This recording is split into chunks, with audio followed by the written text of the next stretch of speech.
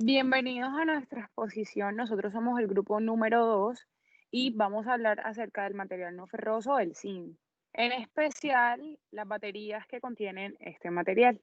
Los integrantes del grupo son Jonathan Hernández, Hernando Villalobos, Joiner Cuervo, Karen Anaya, Karina Hudson y mi persona Alejandra Leones.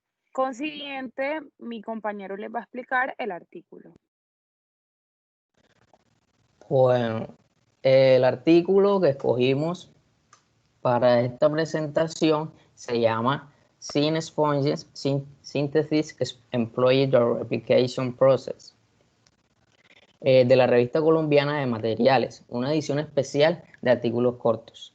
Este artículo reporta la fabricación de esponjas de zinc, las cuales fueron fabricadas usando procesos de infiltración con rellenos móviles.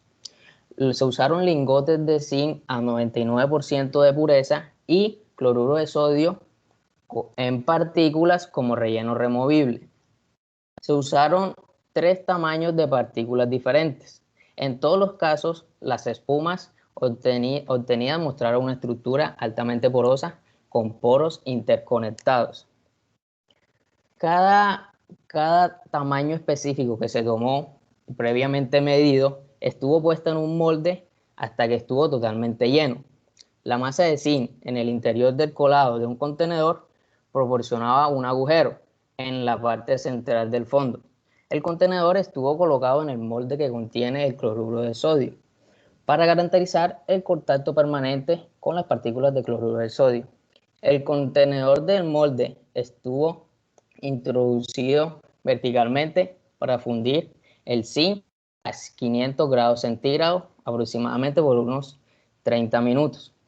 Cuando el zinc estuvo fundido, el tamaño de la partícula de cloruro de sodio estuvo infiltrada en el líquido de zinc por gravedad.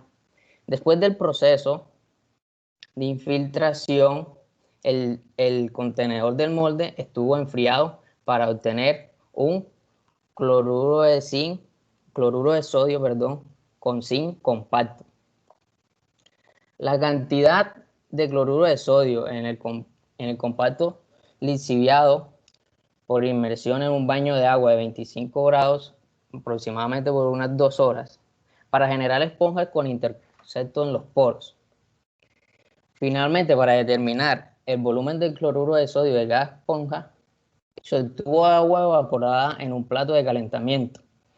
Después, la sal estuvo secada en una estufa a unos 105 grados centígrados hasta un peso constante. El cloruro de sodio contenido en cada esponja resultó ser de unos 48.62% de volumen en gama de cada partícula medida y 53% de 76 y 53% del volumen de la gama de partículas de la medida 2 y 48% para la gama de la partícula de la medida 3. Siguiente.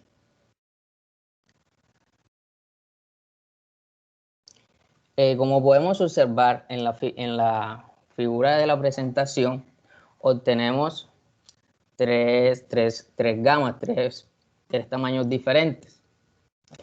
En cada una de ellas podemos observar la interconexión de los poros y la forma que obtuvieron. Las regiones encerradas por las líneas negras en la parte inferior de la imagen muestran la forma aproximada del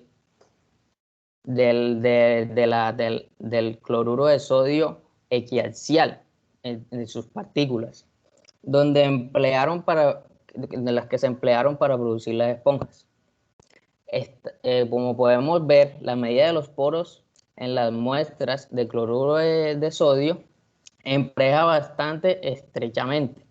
La línea al interior de todas las imágenes claramente muestra los poros interconectados, generando una estructura de poro abierta, como principalmente los poros que se comunican cada uno con otro.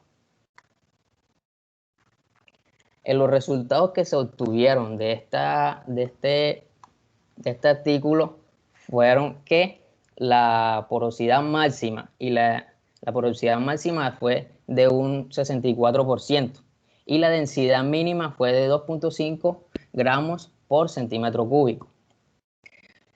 También se observó que una estructura porosa altamente interconectada estuvo obtenida por todas las muestras. La alta interconectividad entre los poros estuvo causada por el contacto entre el cloruro de sodio, que logró una estructura de poro abierto. Como conclusión, podemos decir que este trabajo demuestra la posibilidad de fabricar esponjas de zinc con porosidad alta y aproximadamente 100% de los poros interconectados usando cloruro de sodio como material removible. Siguiente.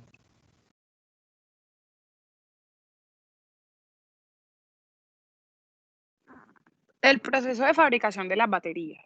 Bueno, principalmente el ánodo de zinc que contiene la batería se oxida, permitiendo una liberación de electrones, y estos son arrastrados por el circuito del cátodo, que experimenta una reacción de oxidación. Sin embargo, estos electrones se movilizan por todo el circuito del ánodo y del cátodo, generan la energía necesaria para que funcionen estos artefactos. Vamos a dar una pequeña contextualización de qué es un ánodo. El ánodo es un electrón en el que se produce una reacción de oxidación y mediante esta incrementa su estado de oxidación al perder electrones. Y el cátodo es un electrodo que sufre una reacción de reducción mediante el cual su material, al recibir electrones, tiene un estado de oxidación. Bueno, nosotros vamos a hablar acerca de las baterías de automotriz, y dentro de estas se puede decir que el zinc, al no tener la resistencia a la corrosión, se usa como ánodo para que haga reacciones redox dentro de la batería, con el fin de que éstas puedan generar energía y el buen funcionamiento de la misma.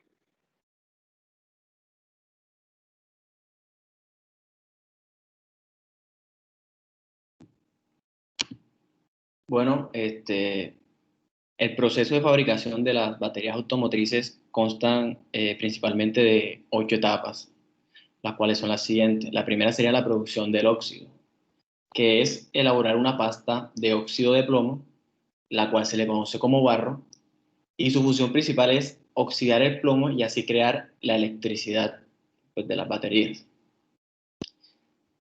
Al mismo tiempo se va creando, pues, el rejillado, que es, se toma el plomo duro, una barra de plomo duro, y se coloca dentro de una caldera de 7000 kilogramos aproximadamente. Este plomo se derrite y pasa por un molde. Aquí se espera que se enfríe y así salen las rejillas ya hechas. Luego,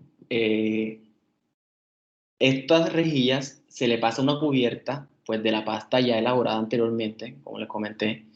Se le pasa una cubierta en cada rejilla, creando así, pues, el electrodo positivo y negativo, o el ánodo y el cátodo. Luego, pues, se le tiene que poner un sobre entre las dos placas o rejillas, el cual sirve como un material separador del electrodo positivo y negativo, y así evitar un cortocircuito. Cuando ya están estas dos rejillas unidas con el material separador, se crean varias celdas. Ya se pasan al armado de las baterías. Bueno, entonces se crean varias celdas con las rejillas, se montan dentro de una caja, por así decirlo, la carcasa de la batería. Ahí se hacen pruebas, se verifica que estén bien separadas las celdas y que no presenten cortocircuito. Ya el número de celdas depende, pues, de los voltios de la batería. Por ejemplo, una batería de 12 voltios contiene 6 celdas. Bueno, luego cuando están montadas las celdas y se pasa a un almacén. Y ahí van a estar guardadas, pues, hasta que haya algún cliente y solicite la batería. Hasta que un cliente solicite la batería es cuando va a pasar por el llenado que consiste en llenar la batería con con una solución electrolítica que está compuesta por 2 tercios de agua y 1/3 de ácido sulfúrico. Luego tienen que ponerle la carga a la batería, ya que con esta solución, con el llenado de la solución, no significa que la batería ya tenga carga. Por lo tanto, se deben llevar a un cuarto caliente, donde ahí se van a conectar y se van a cargar eléctricamente, y así pues ya formar lo que es la batería en sí.